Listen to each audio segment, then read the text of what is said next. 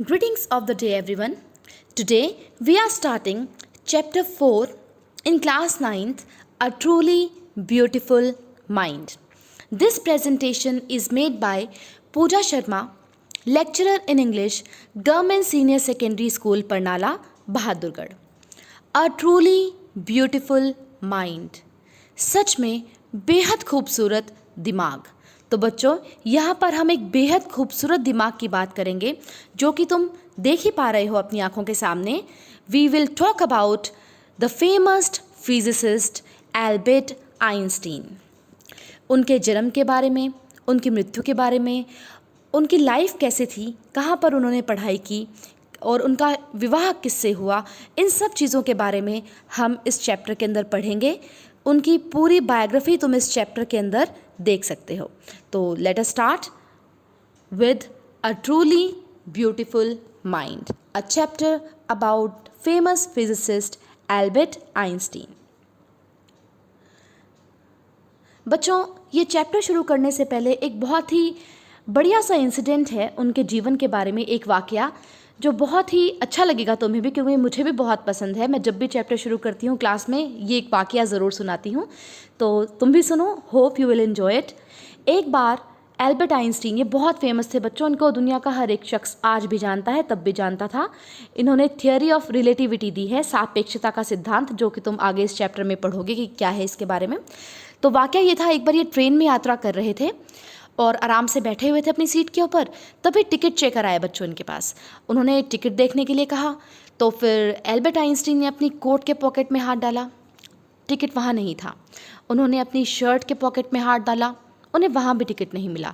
Then he checked in the pockets of his pants, pen के pockets में हाथ डाला, वहाँ भी टिकट नहीं मिला। टिकट चेकर ध्यान से देख रहे थे डॉक्टर आइंस्टीन को। उन्होंने कहा, सर डॉक्टर आइंस्टीन, कोई बात नहीं, टिकट नहीं है आपके पास, आई एम श्योर आपने लिया होगा, गुम हो गया होगा, आपको हर कोई इंसान जानता है दुनिया का, कोई बात नहीं सर, आप आराम से बैठिए, अपनी यात्रा कीजिए, कोई बात नहीं, मैं आगे चलता हूँ। वो चला गया बच्चों आगे टिकट चेक करने के लिए, और थोड़ी देर में क्या देखता है, दुनिया का महान वैज्ञानिक अपने घुटनों के बल बैठा हुआ है और सीट के नीचे चेक कर रहा है, टिकट तो नहीं गिरी हुई उसकी। उसको बहुत बुरा लगा, वो आया भागा भागा कि सर डॉक्टर आइंस्टीन प्लीज़ आप ऐसे मत कीजिए, घुटनों के बल नीचे मत लेटिए, आई एम श्योर आपने टिकट ली होगी।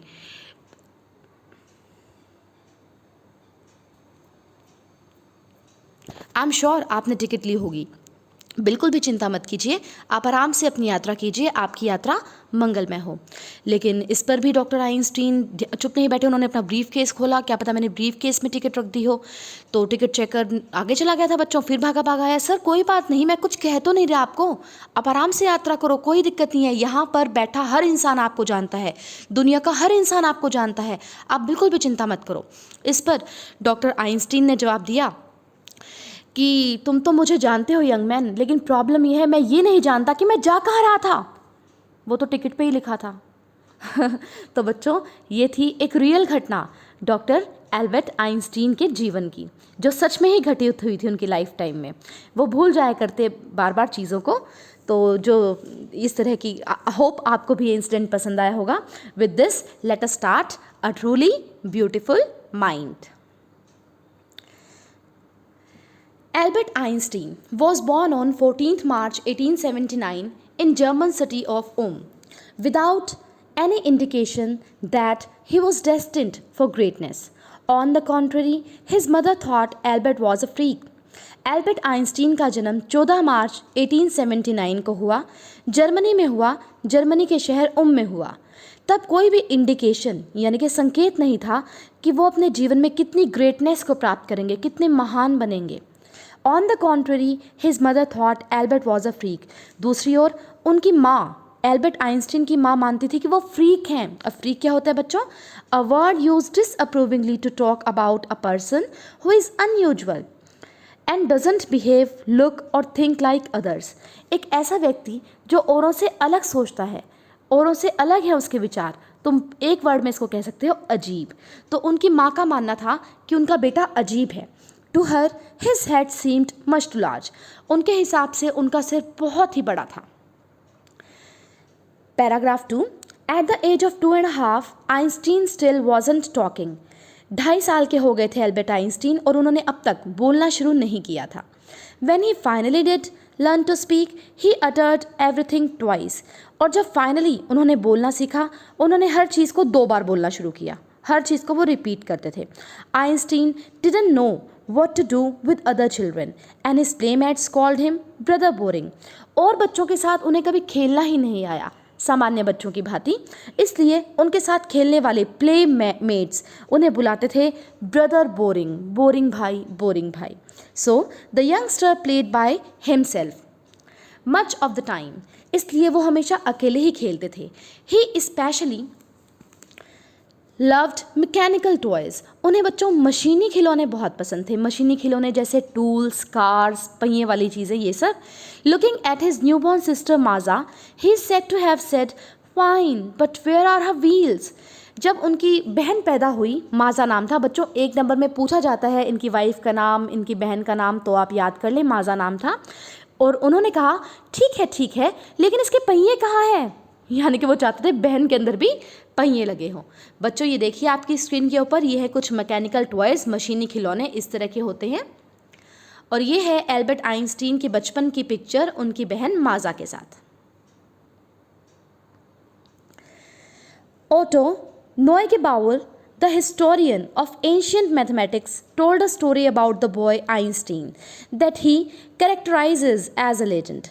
बच्चों, ओटो नोएगेबाउर नाम के एक इतिहासकार थे, प्राचीन मैथमेटिक्स के, गणित के। उन्होंने आइंस्टीन के बारे में कहा था कि वो लेजेंड है। लेजेंड मीन्स एक्सट्रीमली फेमस हैं, but that seems fairly authentic as he was a late talker, his parents were worried. बच्चों, एल्बर्ट आइंस्टीन ने अभी अभी हमने पढ़ा था कि बहुत लेट बोलना शुरू किया, 2.5 साल तक तो वो बोल ही नहीं पाते थे। तो उनके बारे में एक कहानी प्रचलित है, वो बताई गई है। At last at the supper table one night he broke his silence to say. एक बार supper table, supper means dinner table, एक रात की बात है, डिनर कर रहे थे एल्बर्ट आइंस्टीन और उनका परिवार। He broke his silence to say, तो एकदम से आइंस्टीन ने कहा, the soup is too hot, ये सूप तो बहुत गर्म है। Greatly relieved, his parents asked why he had never said a word before. उनके पेरेंट्स को तो बहुत चिंता थी कि आज तक आइंस्टीन ने कोई शब्द ही नहीं बोले। उनको बहुत अच्छा लगा कि आज पहली बार कुछ तो बोला एल्बर्ट आइंस्टीन ने, और उन्होंने पूछा, तुमने आज तक कोई शब्द पहले क्यों नहीं बोला? इस पर एल्बर्ट आइंस्टीन ने रिप्लाई किया, because up to now everything was in order, क्योंकि अब तक तो सब ठीक था, आज ही सूप गर्म था तो आज ही मुझे बोलना पड़ा। Paragraph 3। A headmaster once told his father that what Einstein chose as a profession wouldn't matter because he will never make a success at anything. एक बार एल्बर्ट आइंस्टीन के हेडमास्टर ने उनके पिताजी को कहा कि कोई फ़र्क नहीं पड़ता, कोई भी रोज़गार, कोई भी प्रोफेशन चुन ले एल्बर्ट आइंस्टीन, क्योंकि उसे कभी भी सफलता प्राप्त नहीं होगी। Einstein began learning to play the violin at the age of 6। बच्चों, वायलिन, अभी मैं आपको पिक्चर दिखाऊंगी ये पैराग्राफ पूरा करने के बाद। 6 साल की उम्र में एल्बर्ट आइंस्टीन ने वायलिन बजाना शुरू कर दिया था, because his mother wanted him to, क्योंकि उनकी माँ चाहती थी कि वो वायलिन बजाएं। He later became a gifted amateur violinist, और बाद में वो बन गए बहुत ही खूबसूरत अमेचर। अमेचर होता है जो शौकिया रूप से कोई काम करे, उसका प्रोफेशन नहीं है, वो शौक के रूप में बजाए, तो शौक के रूप में बजाने वाले violinist. Maintaining this skill through out his life, और पूरी ज़िंदगी वो वायलिन बजाते रहे। उन्हें वायलिन बजाने का वास्तव में बहुत ज़्यादा शौक था। अब तुम देखो बच्चों, ये इस पिक्चर में एल्बर्ट आइंस्टीन कितने वृद्ध लग रहे हैं, कितने ओल्ड लग रहे हैं, और वो अभी भी बजा रहे हैं violin. But Albert Einstein was not a bad pupil. Albert Einstein बुरे स्टूडेंट नहीं थे। प्यूपिल मीन्स शिष्य। He went to high school in Munich where Einstein's family had moved when he was 15 months old. बाद में वो high school में भी गए जो कि म्यूनिक के अंदर था। आइंस्टीन की फैमिली म्यूनिक चली गई थी जब वो 15 महीने के थे। And scored good marks in almost every subject, और वो हर किसी विषय के अंदर बहुत ही बढ़िया मार्क्स लेकर आते थे। Einstein hated the schools regimentation. Regimentation means कठोर अनुशासन। स्कूल का कठोर अनुशासन आइंस्टीन को बिल्कुल भी पसंद नहीं था। And often clash with teachers, और कई बार उनकी कहा सुनी, क्लैश्ड मीन्स कहा सुनी हो जाती थी टीचर्स के साथ. At the age of 15, Einstein felt so stifled that he left the school for good. 15 साल की उम्र में बच्चों आइंस्टीन को इतना स्टाइफल्ड मीन्स दम घुटने लगा स्कूल के अंदर कि उन्होंने स्कूल ही छोड़ दिया. बच्चों ये जो इंसिडेंट है ना स्कूल छोड़ने का, तुम 11th क्लास में एक चैप्टर पढ़ोगे जिसमें तुम इस पूरे इंसिडेंट के बारे में पढ़ोगे कि क्यों उन्होंने स्कूल छोड़ा और कैसे. Paragraph 5. The previous year, Albert's parents had moved to Milan, Italy. बच्चों मिलान एक सिटी है इटली देश के अंदर. तो द प्रीवियस ईयर, एक साल पहले ही एल्बर्ट के पेरेंट्स ने छोड़ दिया था म्यूनिक, वो चले गए थे मिलान इटली के अंदर रहने. And left their son with relatives, और उन्होंने अपने बेटे को अपने रिलेटिव्स के साथ छोड़ दिया, जान पहचान वालों के साथ छोड़ दिया. After prolonged discussion Einstein got his wish to continue his education in German speaking Switzerland. और उनकी प्रोलॉन्ग्ड मतलब बहुत ज़्यादा इच्छा थी कि वो हमेशा पढ़ें जर्मन स्पीकिंग स्विट्जरलैंड के अंदर. स्विट्जरलैंड एक देश है, वहाँ पर जर्मन बोलने वाले जहाँ पर लोग रहते हैं वहाँ पर अपनी शिक्षा को प्राप्त करें, और फाइनली उन्हें वो मौका मिल गया. In a city which was more liberal than Munich. Munich जो कि जर्मनी की सिटी थी उससे कहीं ज़्यादा लिबरल मीन्स उदारवादी, यानी कि free, willing to understand, respect others opinions. वहाँ पर जाकर उन्होंने अपनी शिक्षा प्राप्त करनी शुरू की. Paragraph 6. Einstein was highly gifted in mathematics. बच्चों इनका मैथ्स बहुत अच्छा था. एंड इंटरेस्टेड इन फिजिक्स, और भौतिक शास्त्र के अंदर उनकी बहुत ज़्यादा, भौतिकी के अंदर उनकी बहुत ज़्यादा रुचि थी. And after finishing school he decided to study at a university in Zurich. और बाद में जब उनकी स्कूल की पढ़ाई पूरी हो गई तो उन्होंने डिसाइड किया कि वो विश्वविद्यालय ज्यूरिक यूनिवर्सिटी के अंदर आगे की शिक्षा को कंटिन्यू करेंगे. But science wasn't the only thing that appeal to the dashing young man with the walrus moustache. लेकिन केवल साइंस ही नहीं जो उन्हें अपील करती थी, विज्ञान ही नहीं जो उनको अच्छा लगता था. हैंडसम यंग मैन थे वो, पिक्चर तुम देख सकते हो उनके जवानी की, 21 साल के जब वो थे उसकी पिक्चर यहाँ पर लगाई गई है. और तब से उन्होंने एक बहुत ही बढ़िया वॉलरस मुस्टैक, वॉलरस मीन्स लंबी झूलती हुई, मुस्टैक मीन्स मूछें, तो उनकी लंबी झूलती लॉन्ग मुस्टैक उन्होंने रख रखी थी. देखो बच्चों, you can easily see the walrus Moustache here in this picture of Albert Einstein. Paragraph 7. He also felt a special interest in a fellow student, Mileva Merrick, whom he found to be a clever creature. बच्चों वहाँ पर उनके साथ पढ़ती थी एक लड़की जिसका नाम था मिलेवा मैरिक, और उसको वो बुलाया करते क्लेवर क्रीचर, बहुत ही चालाक प्राणी, और उन्हें भी वो बहुत पसंद करते थे. This young Serb had come to Switzerland because the university in Zurich was one of the few in Europe where women could get degrees. बच्चों उस समय ना औरतों का पढ़ना इतना ठीक नहीं माना जाता था, तो कम ही विश्वविद्यालय थे जो औरतों को आगे पढ़ाई कंटिन्यू करने के मौके देते थे, और यूनिवर्सिटी ऑफ इन ज्यूरिक उनमें से एक थी. तो मिलेवा मैरिक वहाँ पर अपनी आगे की शिक्षा ग्रहण करने आई हुई थी. Einstein saw her in an alley against the Philistines, those people in his family at the university with whom he was constantly at odds. Einstein saw in an alley बच्चों फ्रेंड, कंपेनियन, एक दोस्त के रूप में उन्होंने Mileva Maric को देखा. फिलिस्तीन से अलग, फिलिस्तीन से उल्टा, फिलिस्तीन होते हैं बच्चों संस्कृति से विमुख लोग जिनको बात करना पसंद नहीं है आर्ट के बारे में, लिटरेचर के बारे में, साहित्य के बारे में, कला के बारे में, संगीत के बारे में, म्यूज़िक के बारे में. अपने फैमिली मेम्बर से भी वो काफ़ी अलग लगी उन्हें, इसलिए उसने उनका ध्यान आकर्षित किया. उनके फैमिली मेम्बर से और यूनिवर्सिटी के और लोगों से वो हमेशा ऑड्स में रहते, विरोधी रहते. कॉन्स्टेंटली मीन्स कॉन्टिन्यूसली, लगातार. The couple fell in love, और धीरे धीरे उन दोनों में प्यार बढ़ गया. Letters survive in which they put their affection into words. आज भी उनके लेटर्स मिलते हैं जो उन्होंने एक दूसरे को लिखे हैं, जिन्होंने उनमें अपने प्यार का इजहार किया है.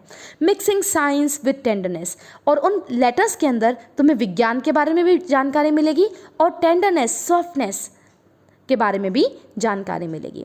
Road Einstein, How happy and proud I shall be when we both have brought our work on relativity to a victorious conclusion. मैं कितना खुश और कितना गर्वित होऊंगा उस दिन जब हम दोनों मिलकर हमारे काम को, जो कि है रिलेटिविटी के ऊपर, सापेक्षता के सिद्धांत के ऊपर, को हम विक्टोरियस कंक्लूजन की ओर ले जाएंगे, यानी कि कंप्लीटली सक्सेसफुल बना लेंगे। बच्चों, तुम देख सकते हो उनकी और उनकी पहली वाइफ मिलेवा मैरिक, जिनकी अभी बात चल रही थी, उनकी फोटो। पैराग्राफ 8। इन 1900 की बात है बच्चों। At the age of 21 Albert Einstein was a university graduate and unemployed. तो 21 साल की उम्र में 1900 साल के अंदर उन्होंने अपनी यूनिवर्सिटी की शिक्षा पूरी कर ली, स्नातक की उपाधि प्राप्त कर ली। फिर भी वो अनएम्प्लॉयड थे, बेरोजगार थे, उनके पास कोई नौकरी नहीं थी। He worked as a teaching assistant. उन्होंने फिर टीचिंग असिस्टेंट, पढ़ाने का काम शुरू किया। Gave private lessons and finally secured a job in 1902 as a technical expert in the patent office in Bern. तो बच्चों, उन्होंने फिर पढ़ाने का काम शुरू किया। वो घर पर प्राइवेट लेसन बच्चों को दिया करते थे और फाइनली 1902 के अंदर उन्हें एक जॉब मिल गई, टेक्निकल एक्सपर्ट की जॉब मिली पेटेंट ऑफिस के अंदर। पेटेंट ऑफिस क्या होते हैं बच्चों? A document which gives the rights of an invention to an inventor.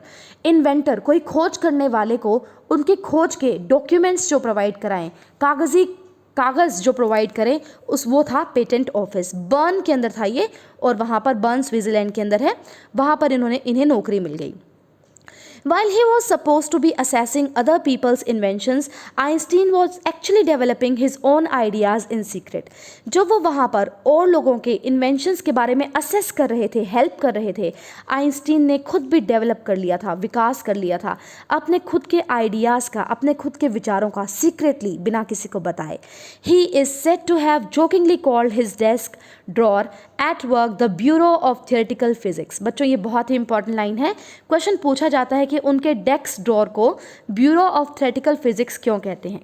तो बच्चों ध्यान करें, जब वो वहाँ पर और इन्वेंटर्स को उनकी इन्वेंशंस के डॉक्यूमेंट उपलब्ध कराने में उनकी मदद कर रहे थे, तब वो खुद भी काम कर रहे थे अपनी मेन थ्योरी के ऊपर, थ्योरी ऑफ रिलेटिविटी, सापेक्षता के सिद्धांत के ऊपर। ये फिजिक्स का एक सिद्धांत है बच्चों। और तब वो अपने जो सीक्रेट आइडियाज़ थे, जो किसी को वो बता के नहीं रखते थे, अपनी डेस्क के, अब जो टेबल है उसके ड्रॉर यानी कि दराज के अंदर उन कागज़ों को रखते थे, अपने आइडियाज़ को रखते थे। इसलिए उनके डेस्क ड्रॉर को कहा गया है ब्यूरो ऑफ थ्योरेटिकल फिजिक्स, यानी कि सैद्धांतिक भौतिक शास्त्र विभाग।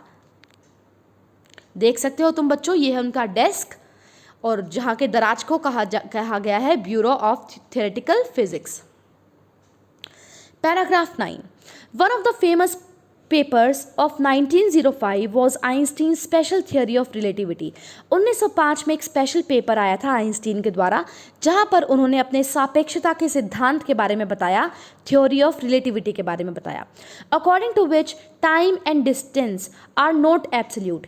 इसके अनुसार से टाइम और डिस्टेंस, समय और दूरी, अपने आप में स्वतंत्र चीज़ें नहीं हैं, एब्सोल्यूट नहीं है, कंप्लीट नहीं है। Indeed, two perfectly accurate clocks will not continue to show the same time if they come together again after a journey if one of them has been moving very fast relative to the other। उन्होंने ये भी बताया कि आप दो घड़ियों को एक साथ चला लो, लेकिन वो भी अलग अलग समय बताएंगे कुछ समय के बाद, क्योंकि उनमें से एक अपेक्षाकृत तेज चल रही होगी दूसरी से। From this followed the world's most famous formula which describes the relationship between mass and energy। और उनकी इसी थ्योरी से हमें एक बहुत ही फेमस फार्मूला मिला है फिजिक्स का, जो बताता है संबंध मास यानी कि पुंज और एनर्जी मीन्स ऊर्जा के बीच में, और वो फार्मूला है E = mc²। तो बच्चों, यही है उनकी theory of relativity. In the mathematical equation E stands for energy. यहाँ पर E जो तुम्हें दिखाई दे रहा है वो ऊर्जा को बता रहा है, M बता रहा है बच्चों मास को यानी कि पुंज को, और C बता रहा है speed of light in a vacuum. Vacuum बच्चों जहाँ पर कोई भी हवा नहीं होती, वहाँ पर स्पीड की लाइट के बारे में। With you sit with a nice girl for 2 hours it seems like 2 minutes. बच्चों, उन्होंने खुद ही परिभाषा दी है अपनी थ्योरी ऑफ रिलेटिविटी की, बड़ी इंटरेस्टिंग सी परिभाषा उन्होंने दी है। आप किसी सुंदर सी लड़की से 2 घंटे बात कीजिए, आपको लगेगा आपने सिर्फ 2 मिनट बात की। When you sit on a hot stove for 2 minutes, it seems like 2 hours. That's relativity, Albert Einstein. और आप किसी गर्म स्टोव के ऊपर बैठ जाइए 2 मिनट, आपको लगेगा 2 घंटे हो गए। यही है थ्योरी ऑफ रिलेटिविटी, सापेक्षता का सिद्धांत, जो कि दिया गया है एल्बर्ट आइंस्टीन के द्वारा। Paragraph 10। While Einstein was solving the most difficult problems in physics, his private life was unraveling. Unraveling means starting to fail. बच्चों, जब आइंस्टीन दुनिया की फिजिक्स की मुश्किल से मुश्किल प्रॉब्लम्स को सॉल्व करने में लगे थे, उनकी निजी ज़िंदगी यानी कि उनकी वाइफ मिलेवा के साथ उनकी ज़िंदगी अच्छी नहीं कट रही थी, वो फेल हो रही थी। Albert had wanted to marry Mileva right after finishing his studies. शादी करना चाहते थे वो मिलेवा के साथ अपनी पढ़ाई पूरी करते ही, but his mother was against it. लेकिन उनकी माँ शादी करने देना नहीं चाह रही थी। She thought Mileva who was 3 years older than her son was too old for him। उन्हें लगता था मिलेवा, जो कि आइंस्टीन से 3 साल बड़ी थी, बहुत ज़्यादा बड़ी है आइंस्टीन से उनके लिए। She was also bothered by Mileva's intelligence. और मिलेवा बहुत इंटेलिजेंट थी बच्चों, बहुत ही बुद्धिमान थी, और उनकी माँ को ये बात भी पसंद नहीं थी, एल्बर्ट आइंस्टीन की माँ को। She is a book like you, his mother said. उनकी माँ ने तो एक बार आइंस्टीन को ये भी कह दिया, वो लड़की तो तुम्हारे लिए किताब के समान है। Einstein put the wedding of, और इस वजह से आइंस्टीन ने अपनी वेडिंग यानी कि मैरिज, शादी को स्थगित कर दिया, रोक दिया। पैराग्राफ 11।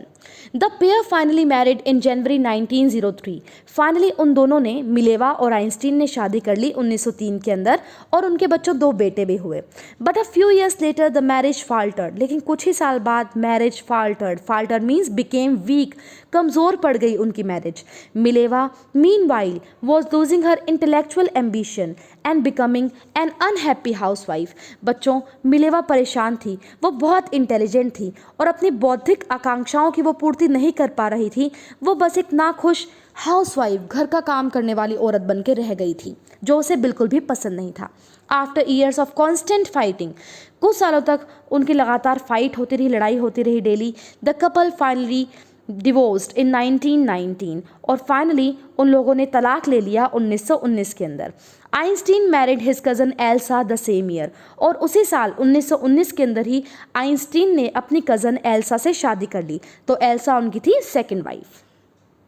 तुम देख सकते हो, ये है उनकी पहली वाइफ मिलेवा अपने दोनों बेटों के साथ, और ये है बच्चों आइंस्टीन एल्सा के साथ, जिनसे उन्होंने सेकंड मैरिज की थी इन द ईयर 1919।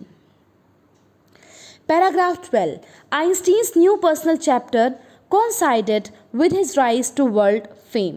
अगला जो चैप्टर शुरू हुआ आइंस्टीन की ज़िंदगी का, वो coincided, मेल खाता था विश्व में उनकी फेम से। फेम मीन्स प्रसिद्धि से, बहुत ही बढ़िया हुआ था उनके साथ, जिसके कारण वो वर्ल्ड फेमस हो गए थे।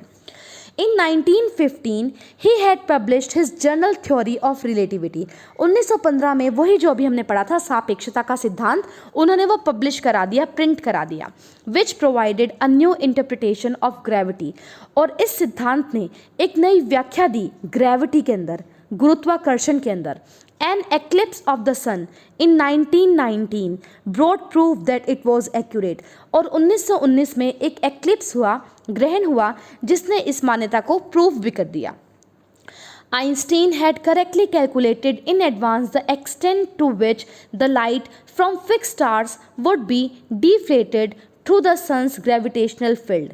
आइंस्टीन ने बहुत ही सही तरीके से कैलकुलेट किया, गणना की कि किस हद तक लाइट जो कि फिक्स स्टार्स यानी कि फिक्स मीन्स नॉट मूव, जो चल नहीं सकते, अचल सितारों की लाइट्स कैसे मुड़ जाती है। डिफ्लेटेड मीन्स मुड़ी हुई, चेंज डायरेक्शन, जब वो सन के गुरुत्वाकर्षण वाले फील्ड के अंदर आते हैं।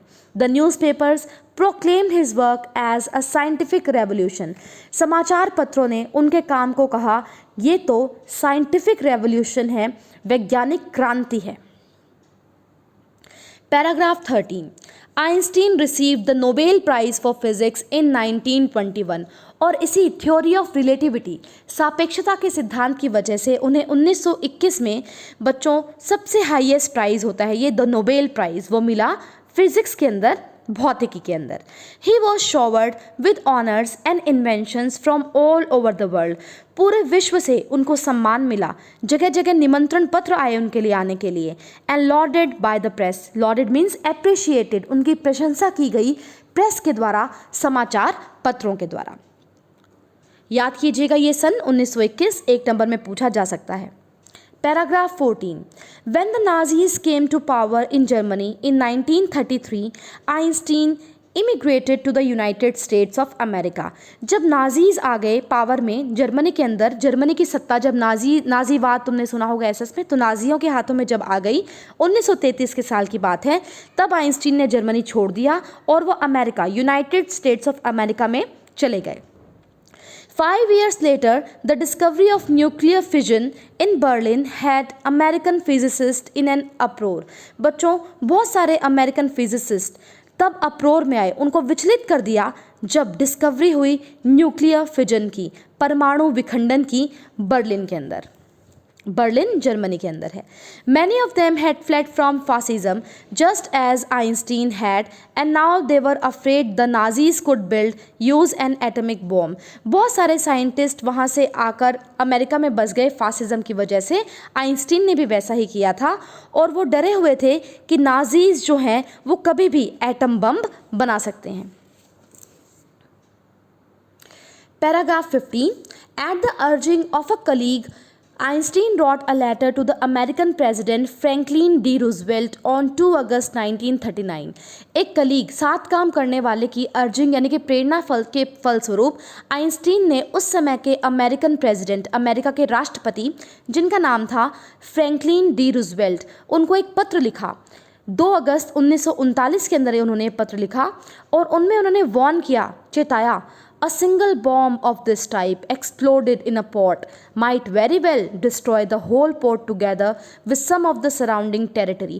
अगर इस तरह का एटम बम, एक अकेला एटम बम भी किसी पोर्ट पर डाल दिया जाए, बंदरगाह पर डाल दिया जाए, तो वो ना केवल बंदरगाह को तबाह कर देगा पूरी तरह से, बल्कि उसके आसपास के सराउंडिंग यानी कि चारों ओर के टेरिटरी, क्षेत्र को भी तबाह कर देगा।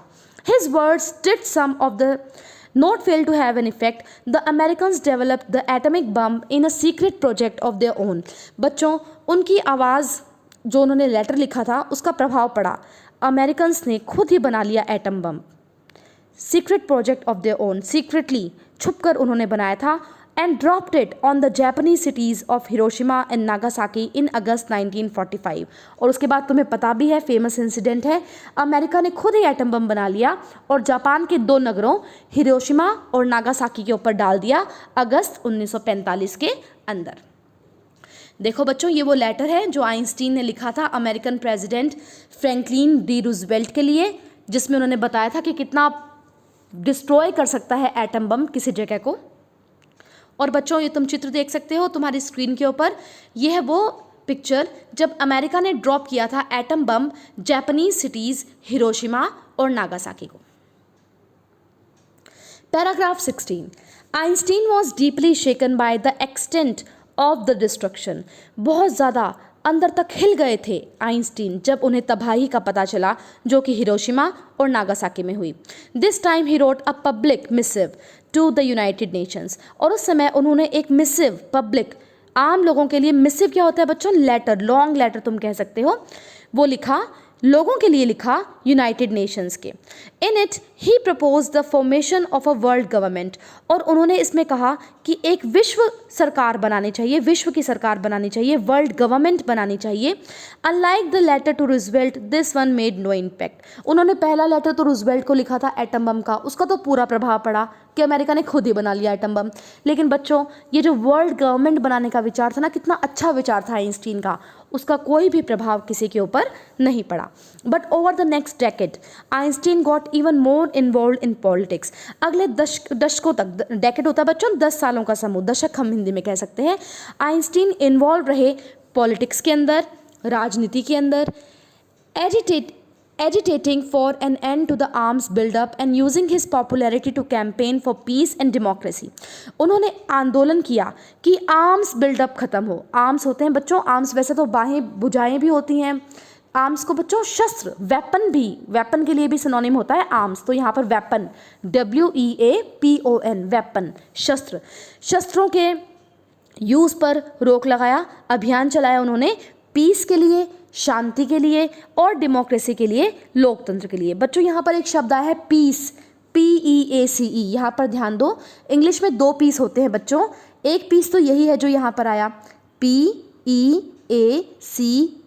ये पीस होता है बच्चों शांति, और दूसरा पीस उसकी स्पेलिंग होती है PIECE. ये पीस होता है टुकड़ा. जैसे please give me a piece of bread. अब यहाँ मैं शांति की ब्रेड थोड़ा ना मांगूंगी, यहाँ मैं मांगा टुकड़ा. ठीक है, ब्रेड का टुकड़ा. तो टुकड़े की इंग्लिश PIECE और शांति की इंग्लिश PEACE. ध्यान रखना बच्चों, कंफ्यूज मत होना. डेमोक्रेसी होता है बच्चों लोकतंत्र. Last paragraph of this chapter. When Einstein died in 1955 at the age of 76, he was celebrated as a visionary and world citizen as much as a scientific genius. और बच्चों इस महान वैज्ञानिक की मृत्यु हो गई 1955 के अंदर. ये साल तुम याद कर लेना, इम्पॉर्टेंट है. जब वो 76 साल के थे. बच्चों आज भी उन्हें एक ग्रेट विजनरी, विजनरी मीन्स स्वप्नदर्शी, जिन्होंने आगे के बारे में बहुत कुछ सोचा. वर्ल्ड सिटीजन, विश्व के नागरिक के रूप में याद किया जाता है, जितना कि उन्हें याद किया जाता है एज अ साइंटिफिक जीनियस, एक प्रतिभावान वैज्ञानिक के रूप में. ठीक है, with this we have completed our chapter. ये देखिए बच्चों, जब उनकी मृत्यु हुई थी 1955 के अंदर, तो कुछ इस तरह से न्यूज़पेपर के अंदर हेडलाइन आई थी, doctor Einstein is dead eight 76 in the year 1955. बच्चों अगर तुम्हें ये चैप्टर अच्छे से समझ में आ गया हो तो ज़रूर लाइक करना इसको, और ज़रूर कमेंट में बताना कि तुम्हें चैप्टर ठीक से समझ में आ गया क्या नहीं, और ज़रूर सब्सक्राइब करना मेरे चैनल को. Thank you so much for watching. Take care all of you. See you in next video.